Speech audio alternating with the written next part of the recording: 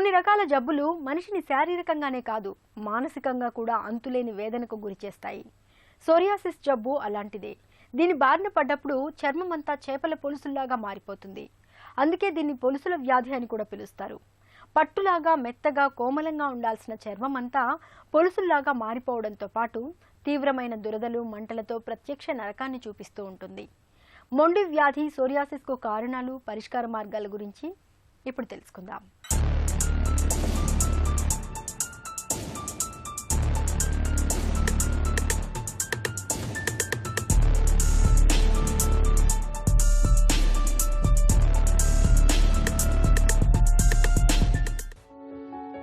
Psoriasis చర్మానికి సంబంధించిన మహా మొండి జబ్బు. దీన్నే పొలుసుల వ్యాధి అని కూడా పిలుస్తారు. దీని బారిన పడ్డప్పుడు చర్మమంతా పొలుసుల్లాగా మారి ఏనుగు చర్మంలాగా ముద్దుబారిపోతుంది. చర్మంపై తరచూ ఎర్రటి మచ్చలు, దద్దుర్లు వస్తూ మనిషిని శారీరకంగా, మానసికంగా చిత్రవధ చేస్తూ ఉంటాయి. ఈ జబ్బు ఎందుకొస్తుందనే దానికి ఇప్పటిదాకా ఖచ్చితమైన కారణాలేవీ లేవు. వంశపారంపర్యంగా రావటానికి శరీరంలో వ్యాధి నిరోధకత ప్రతికూలంగా స్పందించినప్పుడు సోరియాసిస్ వస్తున్నట్లు డాక్టర్లు చెబుతున్నారు.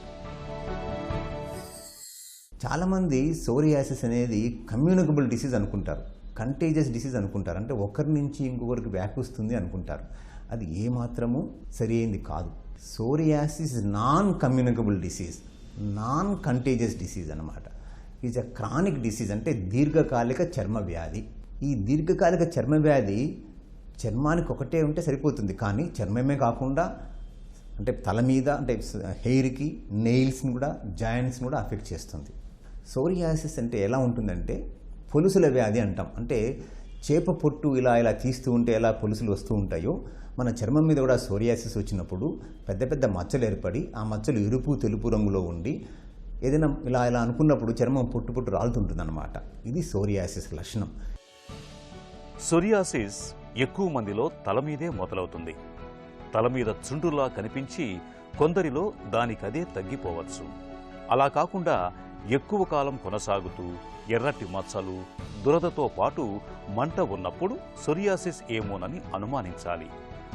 ఒక్కరోజు తలస్నానం చేయకపోయినా సమస్య బాగా ఎక్కువైపోవటం, తల మీద అట్టలు కట్టడం, దువ్వితే పొట్టు రాలటం వంటి లక్షణాలు కనిపిస్తే సోరియాసిస్గా భావించవచ్చు. తల నుంచి మొదలై ఆ తరువాత మెడ, వీపు, కాళ్ళు, చేతుల మీదకి పాకవచ్చు. కొందరిలో అయితే గోళ్ల మీద గీతలు పడటం, వంగిపోవటం, గోళ్లు పసుపు రంగులోకి మారటం వంటి లక్షణాలు కనిపిస్తాయి. సోరియాసిస్ ముఖ్యంగా జెనెటిక్ డిసీజ్ అంటారు. అంటే వంశపారంపర్యంగా వస్తుంది బాబు అని అంటుంటారు. వంశపారంపర్యం కూడా ఇద్దరి పేరెంట్స్కి సోరియాసిస్ ఉందనుకోండి, 41% ఛాన్సెస్ ఉంటాయి పిల్లలకి వచ్చేదానికి. ఫాదర్కి ఒకరికో కానీ మదర్కి ఒకరు కానీ సోరియాసిస్ ఉందనుకోండి, ఓన్లీ 14% ఛాన్సెస్ ఉంటాయి పిల్లలకు వచ్చేదానికి. అలా అని అందరికిలో జెనెటిక్గా వస్తుందంటే కాదు. ఓన్లీ 30% కేసెస్లోనే మనము ఈ వంశపారంపర్యాన్ని చూడగలుగుతాం. మిగతా కేసులు అంతా ఇంజరీ. ఇప్పుడు చిన్న ఎగ్జాంపుల్ చెప్తాను. బాత్రూమ్ కడగడానికి ఫైనాలో, డెట్టాలో ఏవో వాడతారనమాట. వాడినప్పుడు వాటి మీద నడుస్తారు కొంతమంది చెప్పులు వేసుకోకుండా. అప్పుడు ఇంజరీ వస్తుంది, కాళ్ళకి, చేతులకు ఇంజరీ వస్తుంది. అప్పుడు స్టార్ట్ అవుతుంది సోరియాసిస్. అంటే కొంతమంది సన్లైట్కి వెళ్తారనమాట, సన్ బర్న్ వస్తుంది. సన్ బర్న్ తర్వాత సోరియాసిస్ స్టార్ట్ అవుతుంది. కొంతమంది ఎక్స్ట్రీమ్ కోల్డ్ టెంపరేచర్ ఎక్స్పోజ్ అవుతారు, అప్పుడు కూడా సోరియాసిస్ వచ్చే అవకాశం ఉంటుంది. కోల్డ్ కానీ, హీట్ కానీ, ట్రామా కానీ ఏదైనా ఇంజరీ చేసినప్పుడు దానివల్ల సోరియాసిస్ వచ్చే అవకాశం ఉంటుంది. ఈ మధ్యన కెమికల్స్ ఎక్కువైపోయాయి. కెమికల్ ఇండ్యూస్డ్ సోరియాసిస్ కూడా బాగా కామన్గా వస్తుందన్నమాట. ఇవి కాకుండా స్ట్రెయిన్ వల్ల కూడా సోరియాసిస్ వచ్చే అవకాశాలు ఉన్నాయి. కొన్ని రకాల మెడిసిన్స్, అంటే మనం వాడుకునే మలేరియా ట్యాబ్లెట్స్ సోరియాసిస్ వచ్చేదానికి దోహదపడుతుంది. బీపీకి వాడే బీటా బ్లాకర్స్ సోరియాసిస్ వచ్చేదానికి దోహదపడుతుంది.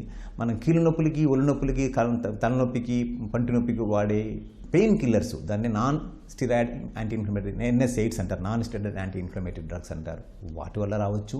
సైకాట్రీ మెడిసిన్స్, అంటే మనము ముఖ్యంగా లిథియం అనే ట్యాబ్లెట్ ఉంటుంది. ఆ సైకాట్రీ పేషెంట్స్ వాడే కొన్ని మెడిసిన్స్ వల్ల కూడా సోరియాసిస్ దానికి అవకాశం ఉంటుంది. సోరియాసిస్ అనగానే చాలామంది అదేదో చర్మానికే పరిమితమయ్యే వ్యాధి అనుకుంటారు.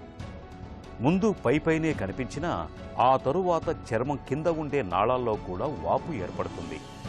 ఈ సమస్య దీర్ఘకాలికంగా కొనసాగితే ప్రధాన రక్తనాళాల్లో వాపు ఏర్పడి ఒక్కోసారి గుండెపోటుకు, పక్షవాతానికి దారితీసే ప్రమాదం కూడా ఉంది. అందుకే సోరియాసిస్ను నిర్లక్ష్యం చేయటం అంటే ఒక రకంగా ప్రాణాల మీదకి తెచ్చుకోవటమే. సోరియాసిస్ చాలా తీవ్రంగా ఉన్న సమయంలో గర్భం ధరిస్తే వారికి పుట్టే పిల్లలు తక్కువ బరువుతో పుడుతున్నట్లు అనేక అధ్యయనాలు సైతం చెబుతున్నాయి. సోరియాసిస్కి రకరకాల డ్రగ్స్ వచ్చాయి. అంటే ఎప్పుడైతే ఒక్క పర్టికులర్ డ్రగ్ క్యూర్ చేసిందని తెలుస్తుందో ఒకే డ్రగ్గే వాడతాం. కానీ ఏది క్యూర్ చేసేది తెలిసినప్పుడు 100 రకాల మెడిసిన్స్ వాడతారనమాట. మైల్డ్ డిసీజ్ ఉందనుకోండి, చాలా మైల్డ్ ఉందనుకోండి, ఓన్లీ టాపికల్ థెరపీ ఇస్తాం, పూత మందులు ఇస్తాం. పూత మందులు అంటే వైటమిన్ D3 అనలాగ్స్ అని, అంటే వైటమిన్ D3 డిరైవ్ ఆయింట్మెంట్స్ కానీ, కార్టికోస్టెరాయిడ్ ఆయింట్మెంట్ కానీ, ఎమోలియన్స్ కానీ, simple petroleum jelly, Vaseline jelly, coconut oil, liquid paraffin ఇలాంటి ఆయిల్స్ పూసుకోవడం వల్ల కానీ మంచిగానే ఉంటాడు. దాన్ని మైల్డ్ డిసీజ్ అంటాం. కొంచెం మైల్డ్ కాకుండా కొంచెం మోడరేట్ డిసీజ్ ఏం చేస్తాము, ఫోటోథెరపీ అని ఇస్తాం. Phototherapy is a very good therapy. ఆ లైట్కు చూపిస్తే సన్లైట్లో కాకుండా అల్ట్రావైలెట్ లైట్ అని సపరేట్గా ఉంటుంది. అల్ట్రావైలెట్ అంటే narrow band UV light, UVA light అని ఉన్నాయి. ఈ లైట్స్ ఏం చేస్తాయంటే బాడీ లోపలికి వెళ్ళి లోపల ఉన్న అబ్నార్మల్ సైటోకైన్స్ అంటే కెమికల్స్ని డిస్ట్రాయ్ చేసి ఆ లింఫోసైట్స్ని నార్మల్ చేస్తాయి అన్నమాట. నార్మల్ చేసినప్పుడు స్కిన్ కూడా నార్మల్ అవుతుంది. సో ఆ విధంగా ఫోటోథెరపీ పనికొస్తుంది మోడరేట్ సోరియాసిస్ ఉన్నప్పుడు. ఇంకొంచెం సివియర్గా ఉన్నప్పుడు ఏం చేస్తామంటే ఈ సిస్టమిక్ థెరపీ అంటాం. సిస్టమిక్ థెరపీ అంటే మనం నోటి ద్వారా తీసుకునే కొన్ని మెడిసిన్స్ ఇంజెక్షన్ రూపంలో కానీ నోటి ద్వారా తీసుకునే మెడిసిన్స్ సిస్టమిక్ అంటే లోపలికి సిస్టంలోకి వెళ్ళిపోతాయి కాబట్టి సిస్టమిక్ మెడికేషన్స్ అంటారు.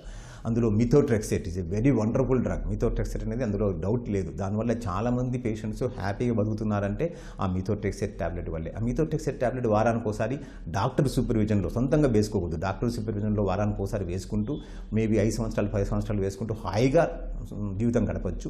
కాకపోతే ఒకటే ఇంపార్టెంట్ థింగ్ వచ్చేసి ఎప్పుడైతే మిథోట్రెక్సేట్ వాడతారో ఆ పేషెంట్ ఆల్కహాల్ తీసుకోకూడదు, స్మోకింగ్ ఉండకూడదు, బరువు తగ్గించుకోవాలి, చాలా ముఖ్యము. మధ్యలో 2 నెలలకు 3 నెలలకు ఒకసారి లివర్ ఫంక్షన్ టెస్ట్ చేయించుకోవాలి. అవి కాకుండా అసిట్రటిన్ అని వైటమిన్ ఏ ట్యాబ్లెట్స్, అలాగే సైక్లోస్పోరిన్ అని ఇవి కూడా సిస్టమిక్ మెడికేషన్స్ అనమాట.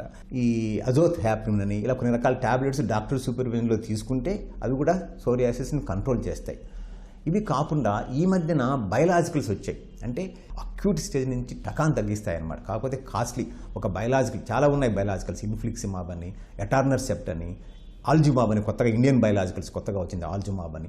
ఇవన్నీ ఇంజెక్టబుల్ ఫామ్లో ఉన్నాయన్నమాట. కొంతమందికి అంటే సబ్క్యూటేనియస్గా వేసుకొని ఇన్సులిన్ సిరంజ్ లాగా వేసుకుని ఇంజెక్షన్స్ కొన్ని ఉన్నాయి. ముఖ్యంగా ఎటార్నర్సెప్ట్, ఇన్ఫ్లిక్సిమాబ్, ఆల్జుమాబ్ అనే ఇంజెక్షన్స్ ఐవీ లాగా ఇవ్వాలి. అంటే ఆ రోజు హాస్పిటల్ అడ్మిట్ అయ్యి తర్వాత వెంటనే డిశ్చార్జ్ అవ్వచ్చు, మరుసటి రోజు డిశ్చార్జ్ అవ్వచ్చు. అట్లా వన్స్ ఏ వీక్ కానీ 1 in 2 weeks కానీ అట్లా వేసుకుంటూ పోతే కనీసం 6 months వరకు డిసీజ్ మంచి కంట్రోల్ అవుతుంది. చర్మాన్ని పొలుసులుగా మార్చి పొట్టుగా రాల్చే సోరియాసిస్ ఒక పట్టాన మానే జబ్బు కాదు. చికిత్స తీసుకుంటున్నప్పటికీ తగ్గుతూ తిరిగి వస్తూ తెగ ఇబ్బంది పెడుతూ ఉంటుంది. అయితే వ్యాధిని ప్రేరేపించే కారకాలకు దూరంగా ఉంటే తీవ్రతను తగ్గించుకోవచ్చు. మానసిక ఒత్తిడి, ఆందోళనలు సోరియాసిస్ను తీవ్రం చేస్తాయి. కాబట్టి ఒత్తిళ్లను సాధ్యమైనంత వరకు తగ్గించుకోవాలి.